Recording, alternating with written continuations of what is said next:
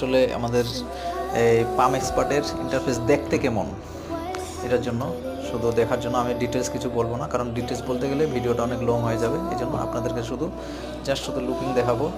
এই যে দেখেন, হ্যাঁ, এদের জিনিসটা দেখতে আসলে খুবই গর্জিয়াস।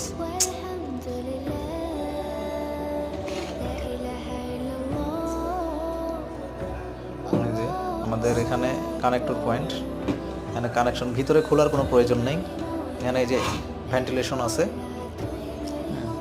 আর এখানে আপনি এই যে অটো অফ ম্যানুয়াল অপশনে চালাতে পারবেন। এখানে ওভারলোড আছে, এখানে বাইপাস সুইচ আছে, এখানে ইন্ডিকেটর, এটা অন করলে বাতিটা জ্বলবে, প্লাস আপনার কত লোড সেটিও দেখতে পারবেন।